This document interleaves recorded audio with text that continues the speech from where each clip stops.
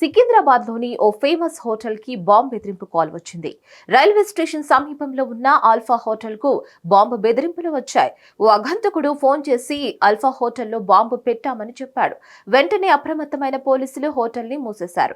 ఘటన స్థలానికి చేరుకున్న బాంబ్ స్క్వాడ్ ఆల్ఫాలో తనిఖీలు చేయగా అలాంటి బాంబు లభించలేదని పోలీసులు తెలిచారు. ఇక దీంతో ఫోన్ చేసిన వ్యక్తి గురించి ఆరా తీస్తున్నారు.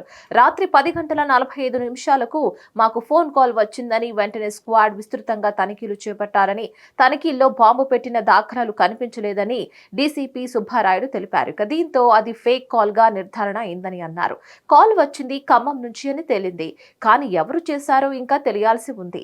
వీలైనంత త్వరగా అతన్ని పట్టుకుంటామని డీసీపీ తెలిపారు. మరిన్ని అప్డేట్స్ కోసం keep watching hit TV. Hit TV presents like, share, comment.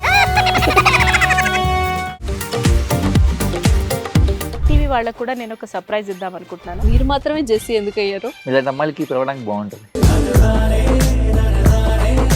Chandu సాయికి like you and have a జనాలకి ఒక పేరు నచ్చిందంటే దీనికి ఒక ప్రాసెస్ ఉంటుంది.